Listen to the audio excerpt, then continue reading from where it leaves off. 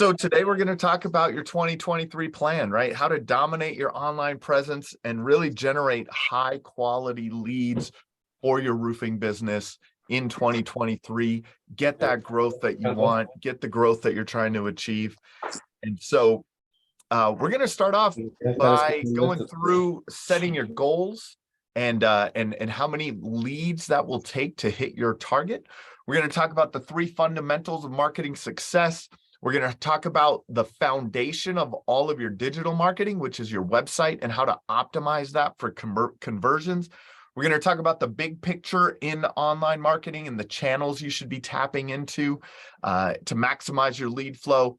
Then we're going to talk about the latest trends that you need to be focusing on going into 2023 and developing a custom action plan for your business. So drop a 1 in the chat if that sounds good to you.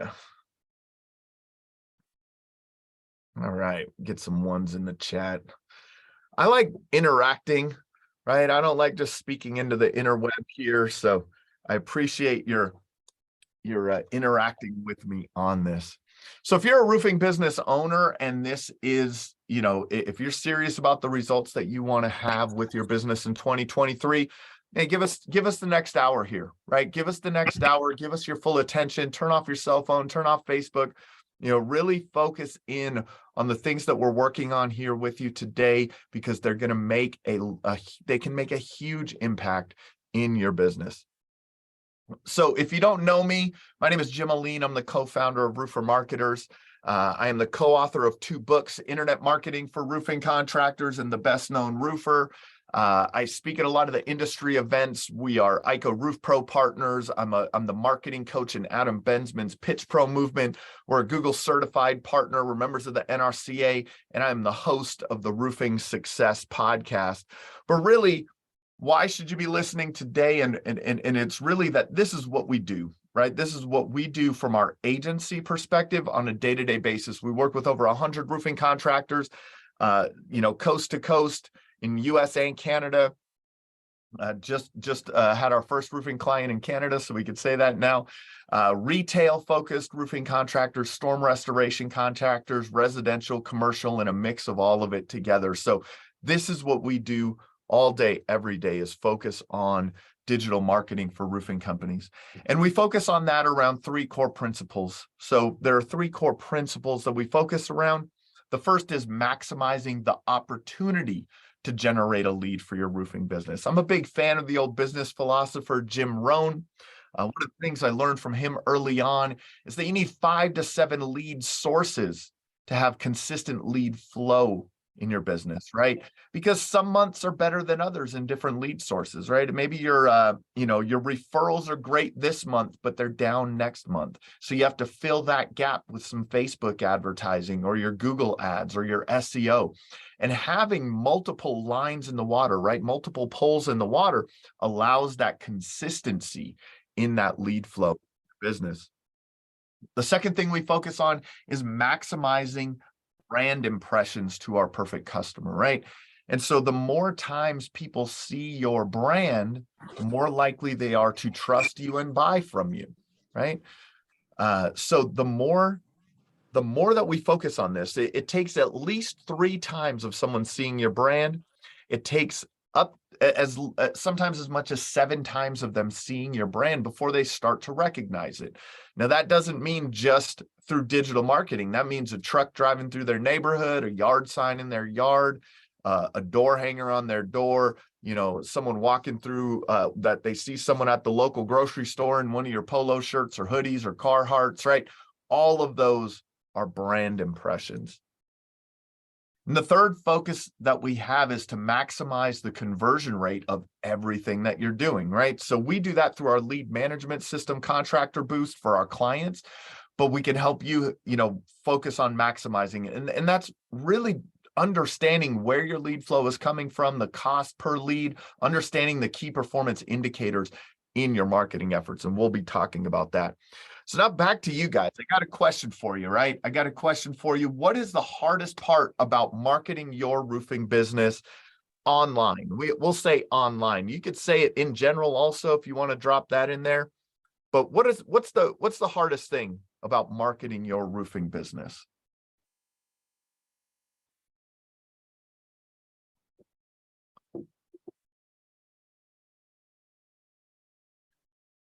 let people chat them in here. Consistency in getting information out there, CJ said. That's a good one, man. Getting good data back on the conversion and success of the marketing dollars, Rick. Man, that's a good one too. Lauren says competition. So the hardest part about marketing, maybe that's a differentiating yourself from the competition. Lauren, is that kind of what you're saying there with the competition? Elia, is that how you pronounce it? Elia? I think just learning how to always be relevant, even though people know who you are. For sure, staying top of mind, right? Making sure that they still know, hey, you're the right company to call. You're the right company to call. Those brand impressions add up, right? Those brand impressions really add up. Jonathan, is the hardest part about it is marketing strategies. Yeah, I mean, you have to have a differentiation, right? Lauren said that's correct. Many roofing contractors out there are trying to differentiate themselves from others. I mean, unfortunately, it is a commodity, right? Roofing is a commodity. Almost every contractor has access to the same shingle manufacturers, the same distributors, to the same products to install. So how do you differentiate yourself from that? We'll definitely go into that. Some of the reasons that I see all the time, right, that they're, and it kind of speaks to knowledge of marketing strategies, what Jonathan said, and the consistency in getting out there. Man, there are so many options, right? So there are so many options for you guys to market your business. There are so many marketing channels to be, use our terminology, so many channels to market in that it's confusing, right? Like, it's confusing. Where am I going to get the best return on investment? And I know your guys' inboxes, right? I know what your inboxes look like. I know what your Facebook messages look like. I know what your LinkedIn messages look like. And it is stacked with magic pill offers, right? Like, I guarantee you'll get 10 new roofs this week if you just, give me money, right? Like, there's so much of that going on. So it's hard to choose, and it's hard to make a good decision. Should you be doing SEO, right? Should you be doing Google pay-per-click advertising? Do you focus on your website and conversion rates around that?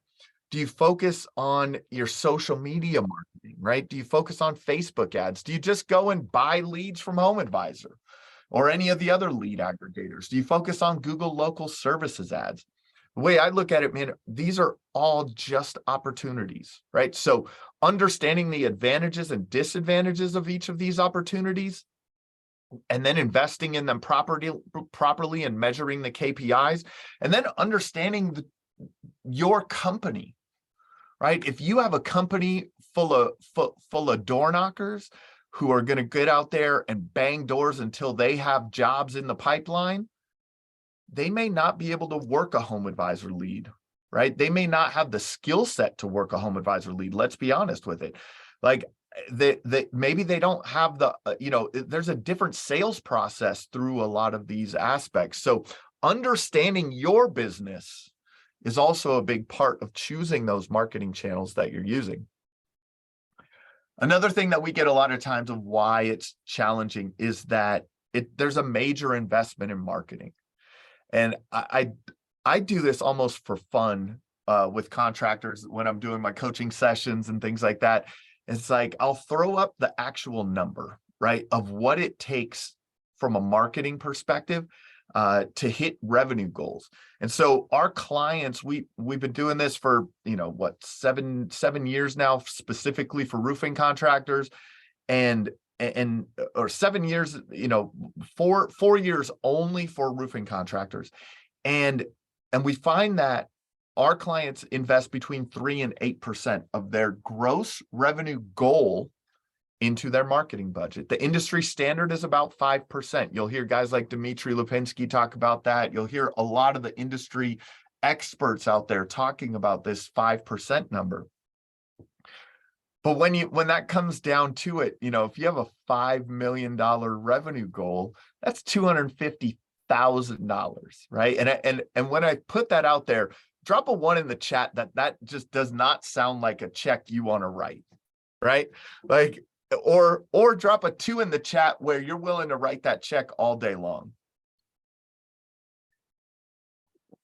To me, the number gets big. I did a podcast episode with a $25 million roofing company, Fizel Roofing. They have a 4% marketing budget. They spend $1 million a year on marketing. Right. Some of us here, some contractors are just striving to hit $1 million in gross revenue, right? They're spending $1 million a year in their marketing. So there's a major investment in marketing. And a lot of times we end up with not much to show for it, or we don't understand the value in it, right? We don't understand that we actually got something from it. And so failing in your marketing is first not having a clear plan. And you can, that will allow you to overspend in your marketing, but sometimes it's even worse to underspend in your marketing, right? I see this a lot where I have this conversation a lot where it's like, when in life have you asked, what is the least amount of effort that I can put in for the greatest gain, right? That doesn't work out for people, right? Let's say, you're going into a bodybuilding competition and, you look like, man, I'm going to be Mr. Olympia. What is the least amount of days I could go to the gym to do that? Right? Does that sound like something that would work, right? Like, hey man, I'm extremely overweight right now, and I need to lose 50 pounds. What is the least amount of calories that I can cut to lose that 50 pounds? Right? So underspending in your marketing is the same way. It's what is the least amount of effort that I can put in for the greatest amount of gain. And sometimes it's that diet won't work, right? The diet of cutting the least amount of calories to lose the most amount of weight, that doesn't work. So understanding that and being conscious of it, and but understanding when you have a clear plan and you execute on that clear plan and you have key performance indicators that you're monitoring, you get an educated overview of where you're spending, overspending, and underspending.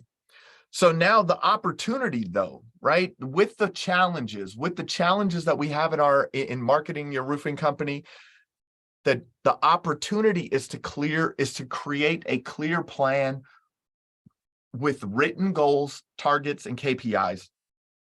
If you have the ability to right now, grab a pad of paper, grab a pen, and walk through this exercise with us, right? Walk through the exercise of really developing your plan and taking notes on what you can do and what you can put into action over the next months and through the next year to really hit your revenue goals. So the opportunity is also to generate enough leads to hit your revenue goals and grow your business, because that's really the ultimate goal, right? Is to hit those revenue goals and have a profitable, sustainable, successful roofing business. And having a great return on investment, right? Having a great return on investment. The stock market averages, what do they say? Like the S&P averages like 10%, right? You want to be able to beat that, right? With your marketing dollars. You want to be able to beat other investment opportunities.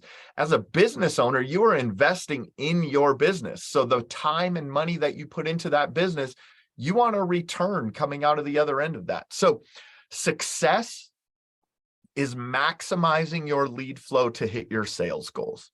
So the first thing that we're going to talk about is setting clear goals, right? Setting clear goals. So the first thing with setting clear goals is that success is goals, all else is commentary. It's a quote by a great sales trainer named Brian Tracy, one of my favorites. Success is goals, all else is commentary. If you don't have the right goals, if you don't have goals in your business, you're like a sailboat in the ocean with no wind. You will land somewhere someday, right? But you'll have no control over where you're going.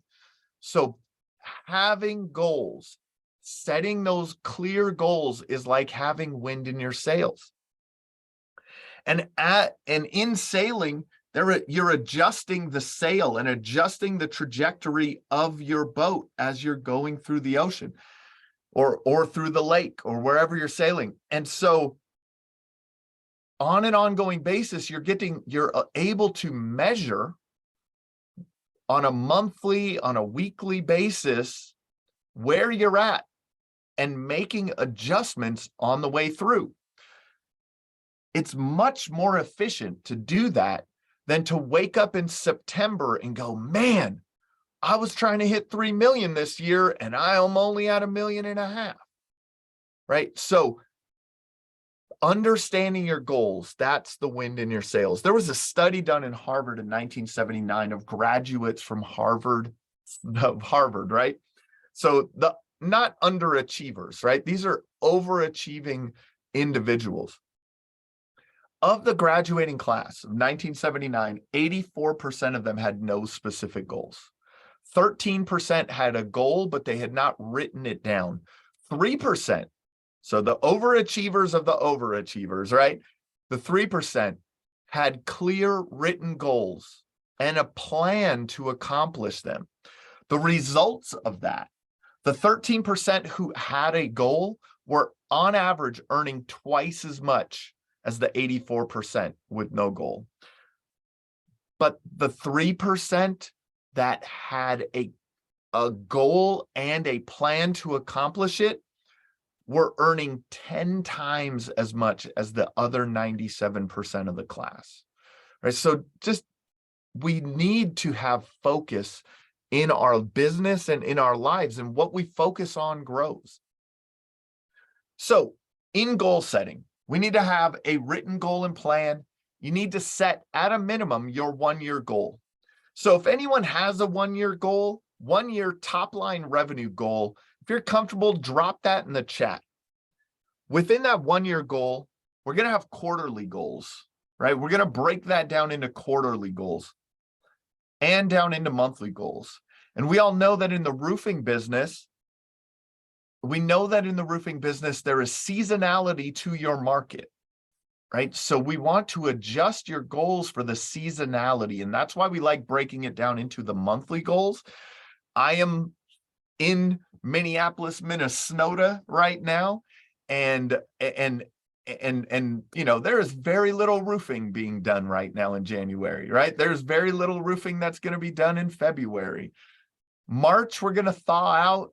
You know, my neighbors, it'll start hitting the mid 30s. My neighbors are going to be out in out in shorts. That's Minnesota weather right there.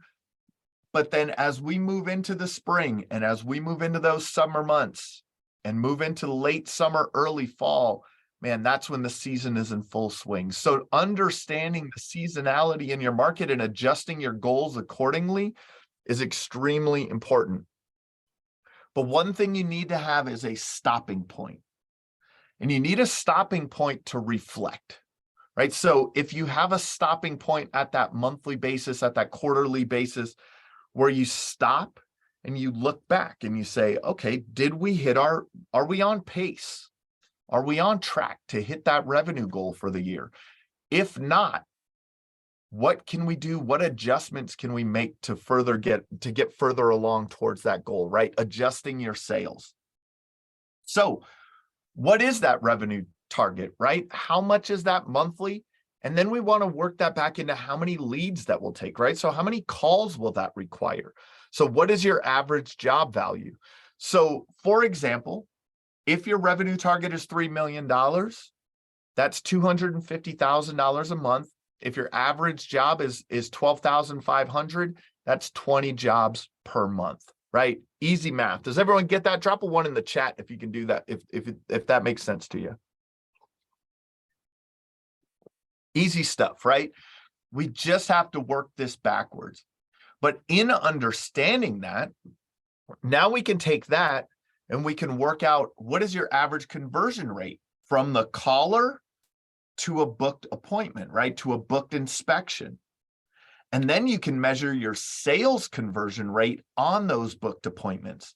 And in that data, man, there's a lot of insights that you're going to find in your business, right? So you want to divide your call target by your conversion rate. So if your conversion rate from caller to job is 25% and you need 20 jobs a month, 80 leads a month, right? That's what you're focusing on, is 80 leads a month. And we'll talk about ways to improve on these numbers and things like that along the way. But here's another example. Right now, if I have a $5 million revenue goal, it's about 417 a month. Average job value, $20,000 or $12,000. That's 35 jobs per month.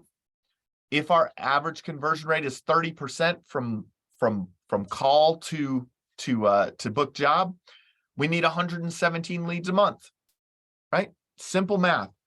If the average lead generated is $100, then we need a budget of $11,700 to hit that lead volume, right? So now we're working back into that budget. That budget is going to end up between, say 3 and 8% of your gross revenue goal. Like that, that's probably where it's going to fall. When we look at average cost per lead, we're also looking at the average cost per lead with all of the poles in the water, right? So we're not looking at specifically one marketing channel for average cost per lead, because some lead sources are more expensive than others. Some lead sources may have a higher conversion rate than others, but we're going to average that out. So your Google local services ads, they're going to have a much lower cost per lead, probably, 35 on the low end in some smaller, less competitive markets, up to as high as $75, $85 on the high end for those leads is what we see. Now then you have your SEO leads, right? The longer you've been working on your SEO and the better SEO you have for your business, man, that really starts to bring that average cost per lead down. Google pay-per-click is probably going to be the most expensive lead to make the phone ring. If you're buying home advisor leads, those are not cheap, right? If you're, and the conversion rates are probably not as good. So, but overall, you're working on these averages through all of your lead sources. So now we're looking at your goal, right? We know your goal. We know how many leads you need to get there. How many people did that math? Drop a 1 in the chat if you did that math with me. Some participation. Rick, thank you, brother. Rick, what do you what's the goal and how many leads is it going to take, Rick? So for us, our revenue goal is $10 million. And we're going to need to generate probably about 130 leads a month to be able to hit that. That's awesome. Now, knowing that, historically, have you looked at your average lead cost historically and about what that's going to end up with from a budgeting perspective?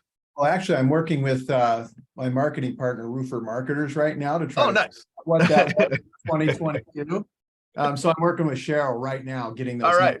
I think Cheryl's on this call. So that's a great shout out to Cheryl. So yeah, these are the things that we need to do, right? And so we're making sure that we're hitting these revenue goals and we're working backwards on these numbers. We have to know the numbers.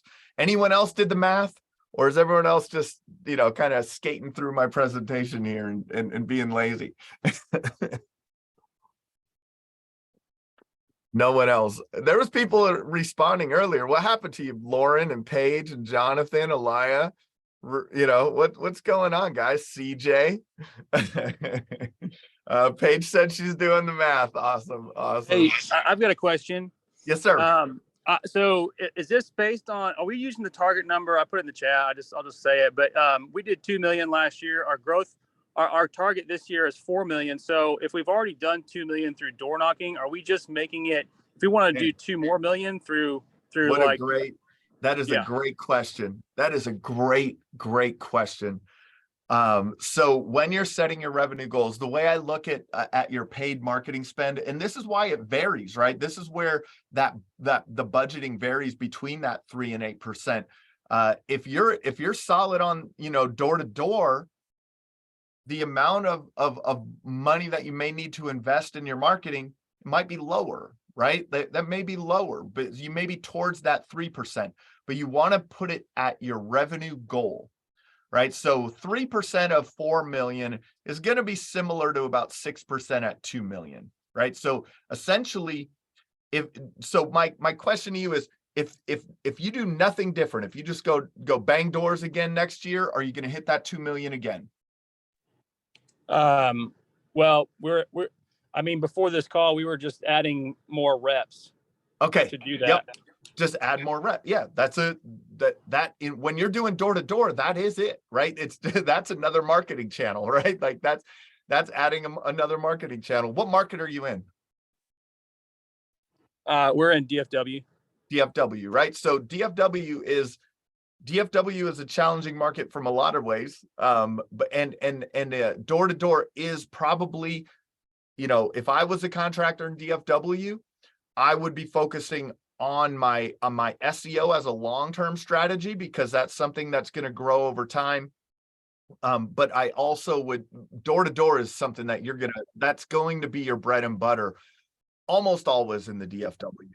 The other thing I'd be working on is brand, right? Because the more people know you, the more people are going to call you instead of you having to knock on their door, right? So those things, but it's a longer term play on those things. Also, you could focus on things like storm damage ads, right? Facebook ads and things like that around those storm restoration areas. So that's where you can invest wisely in that 3%. But your question is, hey man, we already got 2 million. The goal is 4 million. How do we manage that? So I look at that in terms of, like I said, you could be on the lower end because you already have 2 million in business, essentially, from the system that you put in place, the door knocking that you're doing. Now you're looking to buy the additional 2 million. So that's what we're doing with marketing. We're buying market share. Is that helpful? Yes, definitely. Thank you. Right. Awesome. And so now CJ said, not sure, as none of our leads come in from online resources. So that's kind of similar to the last gentleman, right? Like they're door to door, right? So in this, you don't have to make this from online lead sources, right? This could be from all lead sources, right? You need enough leads. Even if you're knocking doors, you need enough people to say, yeah, hop up there and do an inspection, right? That's just a conversion in lead flow. So CJ, are you doing a lot of door to door also? Mostly referral. Okay. So a question that I love for companies that are doing mostly referral business: who refers you business? Right? In the beginning, in the early stages of your business, it's people that know you, like you, and trust you, right? You may not have done work for them, but they know you, right? Your family members, people you go to church with, people that friends, family, all that type of stuff. But as you go through time with your business, the people that refer you are the people that you've done good work for. So when you're thinking about your marketing, you have to buy more of those people. You have to buy more people to refer you later, right? So when you're thinking about your marketing, you have to think about the long-term value of those customers. And that long-term value is extremely important. So when we're doing this, the marketing exercises, when you have a good base of referral business, it's like, how do I add to that? Right? How do I add to that? So now you're using your marketing efforts because you know that you do a good job, you take care of people, and that when you do a good job and you take care of them, they are going to refer you. And maybe you're also asking for referrals, right? And so is that helpful, CJ, in thinking about it in that regard? Yeah, absolutely. Right. So now how many more customers can you buy that will refer you over the years? Right. And so, still thinking about your revenue goals and still thinking of referrals as one of those channels. Now, what other channels can we add to increase that lead flow to create more referral customers? So awesome. Great discussion. Great discussion. Thank you for participating and not leaving me out here talking into the interwebs by myself. So now let's talk about, it was earlier on, the differentiation, right? The differentiation. How do you differentiate yourselves? So we're going to talk about the 3 fundamentals of marketing. The first thing is we need to speak to a specific market. In marketing, we call this a customer avatar or a buyer persona. There's a couple of ways to put it, but that is the who. Who are we speaking to? We have to define our perfect customer. Then we need to know what to say to them for them to think of us when it's time, right? And then how do we get that message out in front of them? Someone else had mentioned that earlier as a challenge to their businesses. How do we get this message out to them? So first we want to walk through who your ideal customer is. And depending on your business, it's going to differ, right? If you're down in the DFW, banging doors, your perfect customer is someone who has experienced storm damage on their home, right? And now we can think about who that customer is. But even within someone that has experienced storm damage on their home, there are other parts of that, right? So there are other demographics that may make that a better customer for you. We're going to talk about this in terms of more of a retail scenario, right? So customer avatars you can have multiple customer avatars in your business. Think about it this way. The buyer of an asphalt shingle roof may be different than the buyer of a metal roof, right? Than someone who buys a metal roof. And so they may have different demographics, right? They may have, different income levels. They may live in a little bit different area. They have different differentiations between them. Someone who purchases a commercial roofing maintenance program, or is in charge of a bidding process on a commercial roof, on a rebuild, on a re-roof. These are different people, right? You're speaking to a building owner, you're speaking to a property manager. That's a different customer avatar.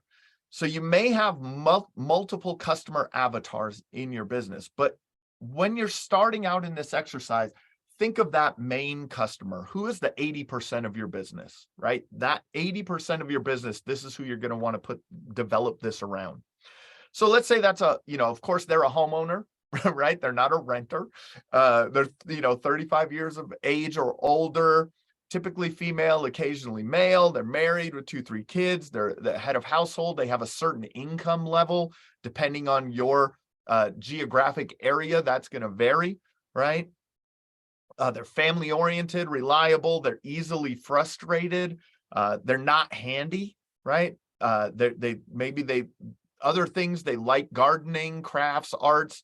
They take an interest in their community. Their pains and frustrations. So we start with the demographics of them, then we look at their pains and frustrations. Their pains and frustrations is maybe their roof is leaking. They can't get a roofing company on the phone or return their call. I was talking to the marketing coach for Contractor Coach Pro yesterday, Tommy, and we were talking about that. And he said him and his wife, their AC went out. They live in North Carolina. Their AC went out last summer, and him and his wife started looking for a company to call. And Tommy went and he hit the Google local services ads, and he started calling until someone picked up. Like that was his first filter. Someone picked up, right?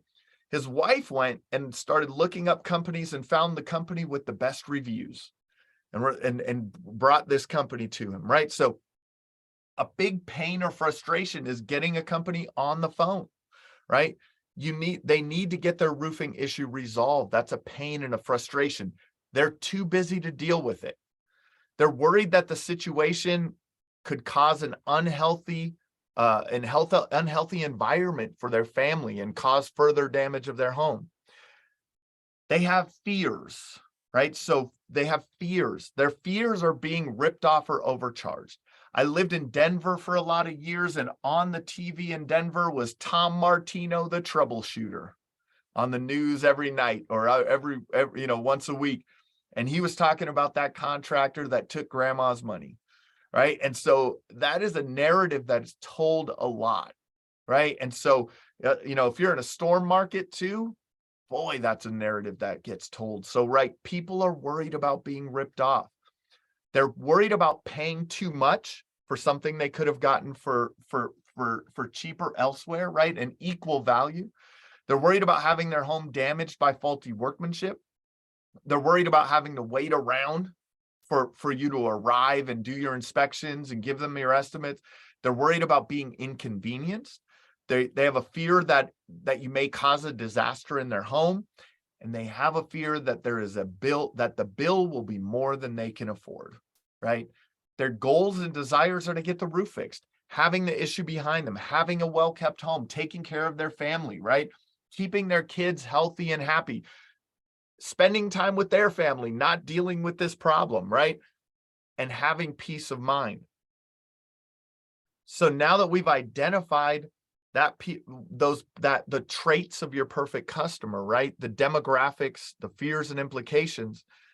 An easy way to put this, an easy way to remember this is if you can see through Joe Jones' eyes, then you can sell what Joe Jones buys. Does that make sense? Drop a 1 in the chat if that makes sense, right? If you understand your customer and what challenges they're facing, it's much easier to sell them, right?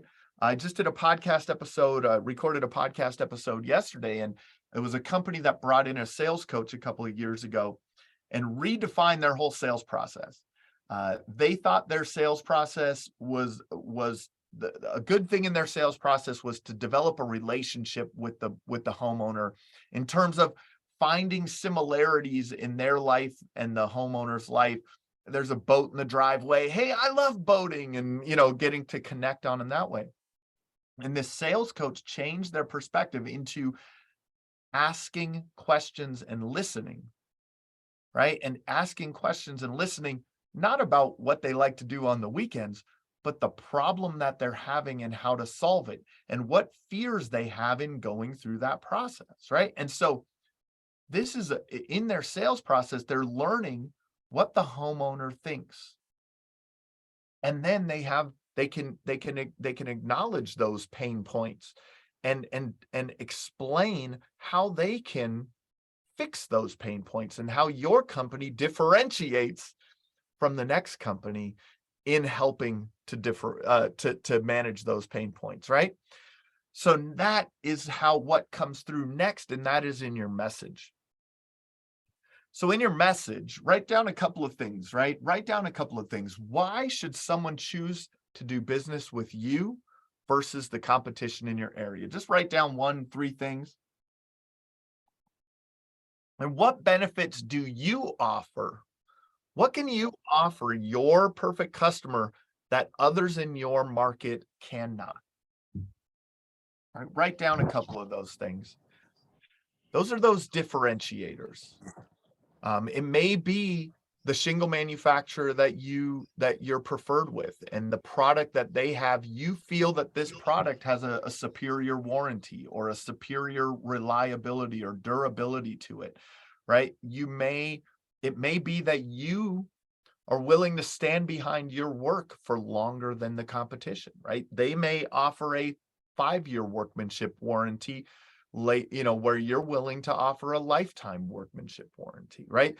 Those things, why should people do business with you versus the competition? So some of the things that are the standards, right? And I've heard it a lot of times. I don't like saying free inspections or free estimates. That's what everyone says. Well, it is. But how often do people buy roofs? How often are they paying attention to your messaging, right? And I've had, guys like Sean Van Dyke on my podcast who wrote the book Profit First for Contractors. And he's a big proponent of paid estimates, and maybe that would work in your business. Maybe it wouldn't. It's something that you could try. But people resonate with that. They just want someone to come out, take a look at it, and give them an inspection, give them an estimate on what they could do. Straightforward and upfront pricing, right? Saying that out loud in your marketing messaging alleviates that fear in the consumer that, hey, if things go wrong, right, I'm gonna get this bill that I did, they're gonna quote me $8,000 up front and it's gonna be $12,000 at the end. Right there, you can explain your process of, hey, I do need to let you know that once we tear the shingles off, when we get to the decking, we may need to replace some decking. So there may be, you're being straightforward and honest with them in that estimating process. Satisfaction guaranteed. I had a conversation with someone recently who said in their sales process, they tell their customers, hey, look, this is construction. This is major construction. We're going to tear the roof off of your house. We're going to put it back on. Some things might happen. What I want you to understand is that we will take care of it. And so when that customer is understanding of that, right, they don't worry about it. Having great warranties, right, being local to the area, right, that's a big thing, especially for you guys that do storm work. And if you're chasing storms, you understand that a lot of times it's hard to overcome that local to the area objection. Affordable financing options. No one wants to buy a roof, right? Like they save up for a kitchen remodel, they save up for a bathroom remodel. There are very few people that are like, I can't wait to get that new GAF Timberline HD charcoal gray. Woo, boy, my house is gonna be amazing. Like I'm gonna have the nicest roof on the block. It's not what people do, right? So understanding that that financing options are a very integral part of the roofing process, and alleviating that fear of how they're going to pay for it. Same day estimate, fast same day estimates, money saving offers, expressing that you're leaving the job site squeaky clean, having an experienced proven track record, great service guaranteed. All of these things are part of, or just standard kind of things that you can use to differentiate yourself. Now, use your company culture and your business and the things that when you're in front of a homeowner, I guarantee for those of you that are still on this call that are still selling, you have these, right? You say these things all the time. When you're at those doors and you're knocking, like you're saying these things, you're overcoming these objections live and in person. So those objections that people are having, those questions that they're asking through the sales process about, hey, what's your cleanup process? Hey, all of those things can be expressed up front in your marketing, right? So now, what is your message, right? As we thought about that, what is your message? What are the things that differentiate you from the competition?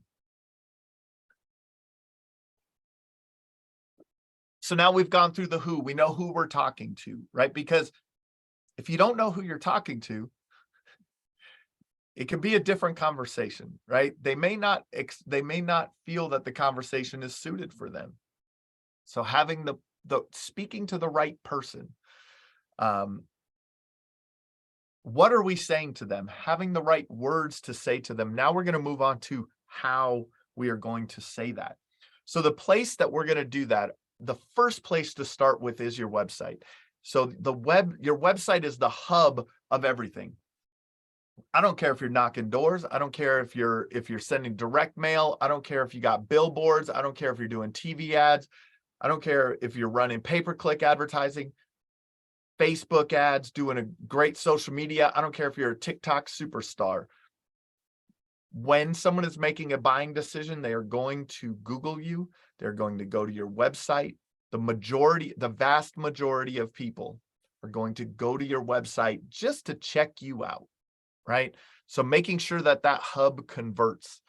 So you want to make sure that your website is set up to convert visitors into callers, making sure that it's mobile friendly, and having, this is kind of an example of that, right? In having that in place, you can really drive your cost per lead down from those sources. So things for your website to convert. I'll keep things moving here as we're getting, to 45 mark here. Does it speak to your customer avatar, right? Does it address their fears and frustrations and speak to why they should choose you? Does it have authentic images of your team on the homepage, on the about page? Do you have images for each of your team members and bios? The homepage, the About Us page is the second most visited page on your website, right? That's what people want to know. They want to know who they're buying from and if they can trust them. Do you have video on your website, a welcome video, videos for your services? Do you showcase your online reviews, bringing in that social proof? Do you make it easy for them to communicate with you the way that they want to communicate? So those ways are phone call. 70-80% of your inbound lead flow with roofing from people through Google will call you. They won't fill out a form. They will call you. They have a need for your service and they will call you. But some people would like to fill out a form. Maybe they're at work. They're not supposed to be surfing the web. They can't make that phone call right now. They fill out that form. So you want to have your phone number easily accessible to them for them to call. If it's on mobile, they just have to hit a click to call button. You want to have to give them the option to fill out a form. Then you also want to have website chat, because maybe they just want to interact with you quickly through website chat. And so getting those basics in order, adding credibility. Are you GAF Master Elite? Are you OC Platinum Preferred? Are you a ICO Select? What are your credentials? Are you, Better Business approved, or, A rated? All of these things, adding that into your website. Are there calls to actions that speak to your avatar? Like I said, are you giving them to leverage marketing automation, and chat is where you get those conversion rates. We'll talk about that a little bit later. So I have this slide and it says pull up your website right now, but don't do that, because we're live and direct right now. So let's see. Colton said, is there a way that we can connect? Yeah, Don, can you connect with Colton there in the chat? Don will connect with you and work. You could get on our calendar and we can help you out. See how we can help you with this. All right, so action items. I know we went through that a little bit quickly, but action items. Looking at your website, understanding, hey, look, we need to have our phone number prominently displayed. We need to have our calls to actions. All of those things. Develop 3 elements that you can have on your website. Authentic images is a big one that I see, right? There's my favorite is there's the 2 guys on a roof. They got the yellow, I think they have yellow or orange hard hats on, and they're really nice and clean, and they're hanging a picture on the shingles, right? They're nailing a nail into the shingles. Like it's hilarious, right? Like that is not authentic. People feel stock imagery on your website. Now, you may have to start with stock imagery if you're a newer company and you don't have good images, but the value in just having a local, photographer come out and follow you around for a day and take some good pictures to have that out on your website, extremely, extremely powerful. I'll tell you a little story about someone that really has done this well, and that's Hero Roofing. They're down in Georgia. Man, they really have focused on that message to their customer. right? Even through their branding, Hero Roofing, they're your roof hero, right? They have really developed their messaging in a way that people understand it and connect with it.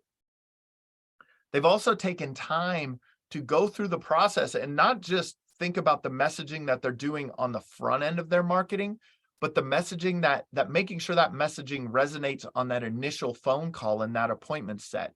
And then continuing that messaging and that communication through the whole customer journey, between the time their appointment is set and their rep goes out to do the inspection, how they're communicating there. What communication can they have that speaks to those problems and fears that those customers have? Now, when that inspection happens and the sales process goes through, they sign that agreement. And now between then and production day, the messaging that's going out to them. So you can expand what I'm talking about here, not just for the beginning of your process, but all the way through, thinking about how you're communicating with those with your customers. So one of the biggest challenges that we see roofing companies face, and that's unconverted leads. So 50 to 60% of inbound leads end up unconverted. 90% of web forms fail to convert. And there's a big reason for that. The first reason is that leads that are not followed up with in 5 minutes go cold.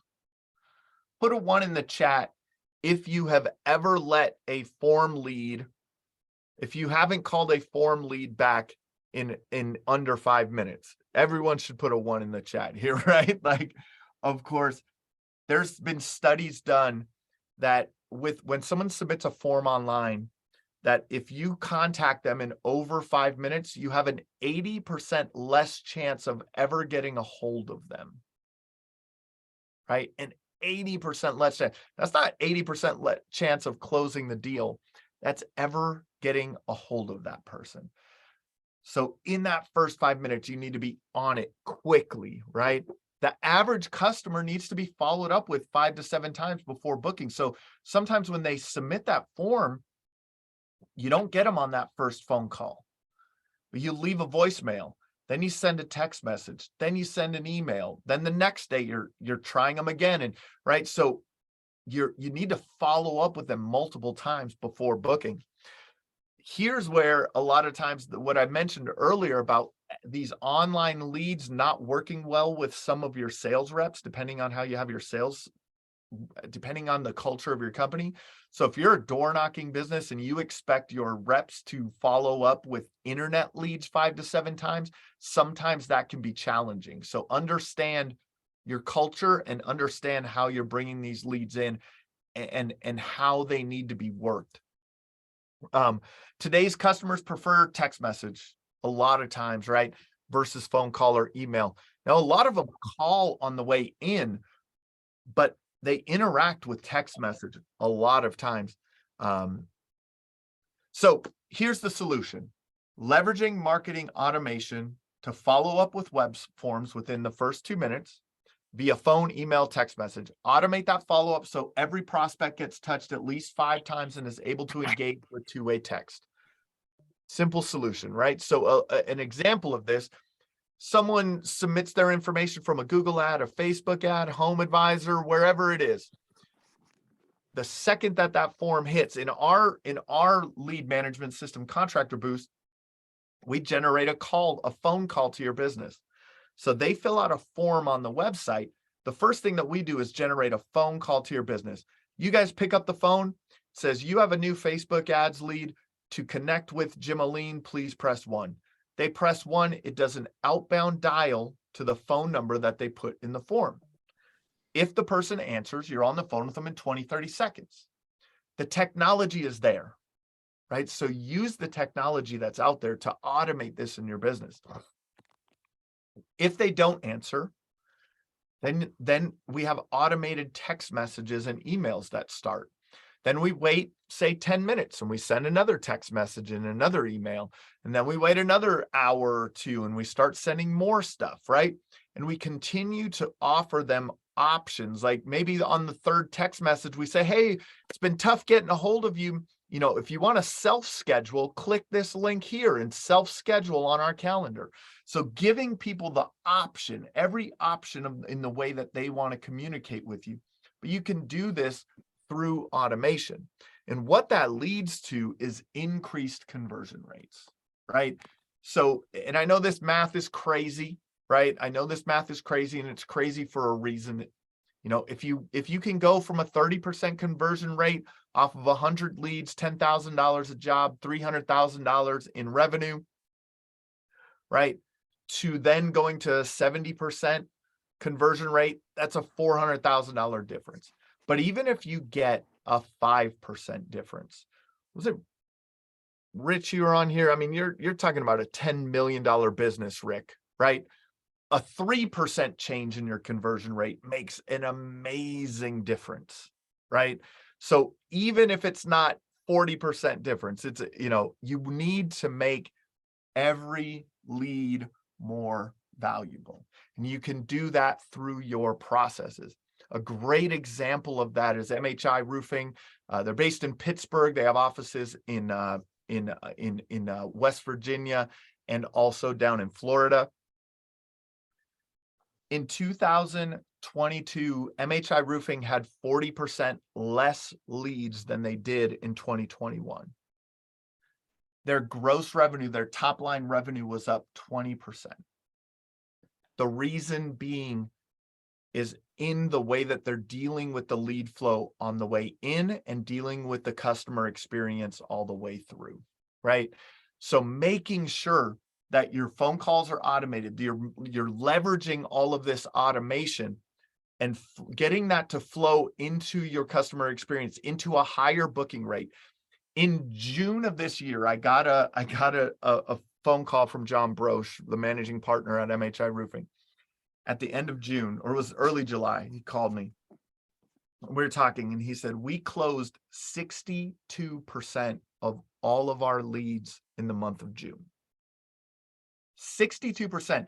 They are a full, other than their Florida location, which they opened up after Ian, Pittsburgh and Morgantown, West Virginia, full retail markets, they close 62% of their leads.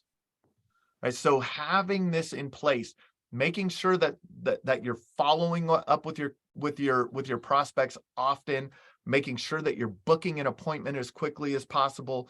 My goodness, does that make a big difference in your company? Now, that was their best month, right? This isn't standard, right? But they are closing over 50% on an ongoing basis. And so that's the possibility that's here. So look, drop in chat. What are you thinking? What did you learn? What did you notice? What would you like to share? What has been helpful in what we've been talking about today? Drop that in chat. Let's get some interaction going.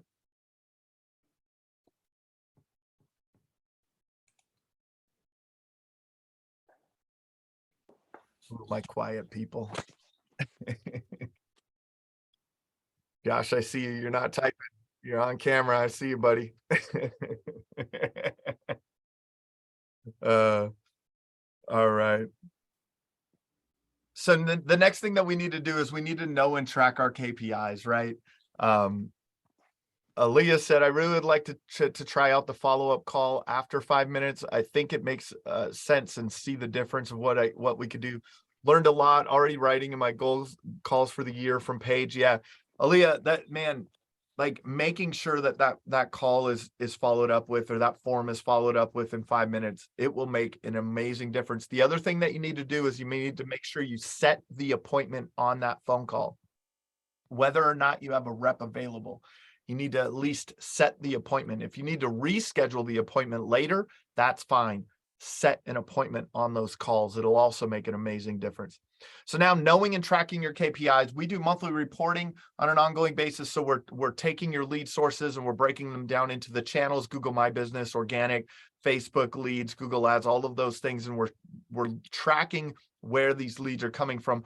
on a monthly basis, but then on a lifetime basis, because 1 month your Facebook ads may perform really well, but then there's some ad fatigue in those ads, and then the next month they don't perform as well. So there's ups and downs in all of your lead channels. In your Google ads, someone may come into the market with a big marketing budget and start bidding up keywords, and your cost per lead goes up, and so then you have to make those adjustments, but you're seeing it on a monthly basis and then on an ongoing basis to help determine the best focus of your marketing, right?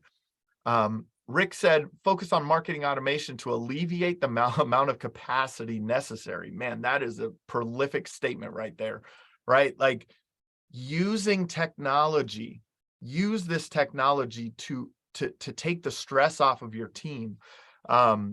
So, you making sure that you're tracking, even if it's in, man, if you're if you're using a CRM like Job Nimbus, you can go in and make sure that every lead is dispositioned as what the lead source is. And then, looking at the reporting, where are these leads coming from? Contractor Boost has that reporting feature from Roofer Marketers. We provide these reports on an ongoing basis. So wherever you can track these, if you're in the early stages, man, maybe it's just from on an Excel spreadsheet or a Google sheet, wherever you can track this, start to track where your lead flow is coming from. So far we set a clear goal and target. We have clarity around our market, message, and media. We made sure our website and lead process flow is optimized for conversion, set up some KPI tracking. Now the key trends of 2023, and I forgot to change this to 2023, but must have an all-in perspective, right? There is no magic pill in marketing. You're going to get a lot of emails, a lot of Facebook messages, a lot of phone calls, this is the one thing. Hey, you just start doing TikTok videos and everything will be fine. No, it's all the lines in the water, measuring those lines, measuring the success of those lines, optimizing for that, all in perspective. Video, and more video. Get used to it. This thing is your friend. Speak to it like it is. Just talk into it all day, every day. That will help. And now, and artificial intelligence is really becoming commonplace, right? You guys are probably hearing about Chat GPT and all these crazy things that's coming with, and Cheryl's giving us a funny face with Chat GPT. She doesn't like it. But like there's all these things coming down the pipe that are AI related, but things that are already in place. Google Ads has been using artificial intelligence and machine learning for a long time. And so if you're running Google Ads, you have to learn how to feed the machine, right? You have to learn how to feed the machine what you want on the front end to get the leads that you want on the other side. Facebook ads is the same way, right? There's a lot of AI in the back end of Facebook ads. So all of these things are going to be becoming more and more prevalent. So build your 2020 plan. What are your top 3 marketing initiatives that you need to implement to hit your goal? Drop some of those in the chat for me. Drop some of those in the chat and we'll just walk through this. We've covered setting goals, developing the latest trends, developing a custom action plan. If you'd like to work with us and have us help you or have a conversation with us about how we can help you, go to roofermarketers.com, schedule a call. You can call our phone number there. I'll open it up for any questions. Feel free to raise your hand, unmute. I'm available. I'll answer any questions you have for as long as we need here. And if you haven't, check out the Roofing Success podcast. Go listen. I interview successful roofing contractors on how they have found success in their roofing business, the lessons they've learned, things they're doing well.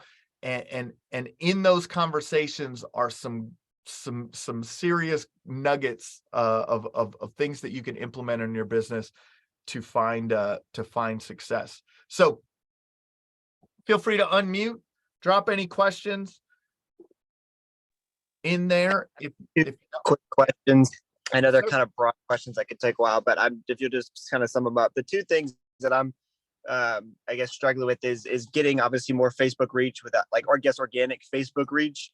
Yeah. Is there a way to you grow organically your followers? I mean, but obviously over time that'll happen, or is it really just, paid marketing and running contests and giveaways and stuff to grow your Facebook audience, and then you use that to get, as you post, that they gain from that? Or is there a way to get organic Facebook reach?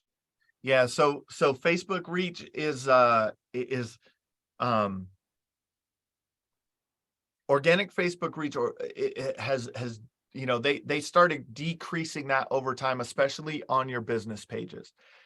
The second that they implemented their ads platform, Facebook started taking away organic, right? They started pulling back on organic.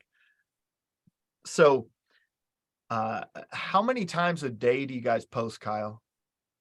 Daily. Once a day? Yes. Okay. About how many people like your page? We currently have the numbers like super low for the size of the business we have. So we currently, and we just started posting daily about 3 months ago. Okay. But we have about 380 followers on our Facebook business page at the moment. Okay. So the way that Facebook works is they'll show it to 5 to 10% estimated. Like, this is kind of the theory on it. They'll show it to like 5 to 10% of the people who like your page. And then depending on the interaction that happens on it, they may show it to a little bit more, right? So you're not going to get a lot of interaction. Yeah. So here's the strategy that we use. So TikTok has changed a little bit, has changed things a little bit in terms of bringing back organic reach. So utilizing all of the platforms. So you have your Facebook business page, you have your in your Facebook business page, you have posts, you have stories, and is there reels in Facebook business page? I can't remember. Like, then you have, or short, what do they call them? So then on Instagram, you reels have on Facebook. Yeah, exactly. Right. So then so they're giving you these other opportunities to use their platform for more organic reach. So now on Instagram, you have your regular Instagram posts, you have your reels, and you have your stories. Then you have TikTok, you have LinkedIn. So the strategy that I recommend in social media is quantity, right? Quantity and repurposing. So one time a day is not enough. Try to get that volume up, and try to get that volume up. And you don't have to do it tomorrow, right? But maybe it's one post, one story, and one reel a day. And now you can also repurpose that content, right? So you don't have to just, like, whatever you post on Facebook, you can reuse that on TikTok. You can reuse that on Instagram. You can on Instagram. You can reuse it on TikTok. You can reuse it on YouTube. Like, there's so many ways that you can reuse your content and to help increase that quantity. And then things that you posted a month ago, 2 months ago, 3 months ago, you can bring some of those posts back in to add to that quantity. My theory behind that is if Google's only showing, or Facebook's only showing that post to like 10% of your audience, now if you increase that quantity, it's going to be a different 10% every time you post, right? So now you're increasing the amount of people that are seeing your posts. Other simple things you could do, you can have your reps share to their personal page, so that you get some of the personal page reach on those things too. And then making sure that you're asking your customers to like your page on an ongoing basis. Like, follow, subscribe, all of that. Yeah, and then on the other side of it, boy, it's ad spend. That's where you're going to be. That's where you can guarantee your reach, is through ad spend. Yeah. Awesome. Thank you. One more quick question I had is, we're getting ready to start doing trade shows. Do you have any tips or advice, just real quick, for maximizing your reach and your conversion at trade shows? Yeah. ads specifically for the trade shows. So speaking to the person at the trade show, hey, are you at the 2023 Home and Garden Show? We are too. Stop by our booth, blah, blah, blah, to learn more about our services. You can do that as a Facebook ad with a 1 mile radius around the convention center or wherever the trade show is, and just saturate that in. But when you're speaking to the people in that way, they're like, oh yeah, I am at this trade, I'm at the Home and Garden Show. So you can use those strategies for people there. Also, if any past customers that stop by your booth, and try and get them on video, customer testimonials. Hey, we're down here with so-and-so. They, we did a roof for them, 3 months ago. How was your experience with us? Right now, so you're compounding the opportunities of making content. Also, filming as much as you can at the trade show, filming people, your reps talking to people, answering questions. Any opportunity to get video that you can use in social media later is a good idea too. Awesome. Thank you so much. Yeah, man. Kathy, we do work with multiple contractors per market, depending on the market. If you're in, a 5,000 person town, that would differ. But if you're in the DFW, that, there's a lot of options there. Josh, great information. Thanks, Josh. I guess he's probably already ran. We got anyone else on the call? Anyone else have any questions? Looks like we got someone's AI note taker, Robert's note taker taking notes on us. We got Robert's otter.ai. Man, we got some transcribers of our training today. Pete, how's it going? Kathy, if no one else has any questions, we'll reach out if you need us. We'll talk to you soon.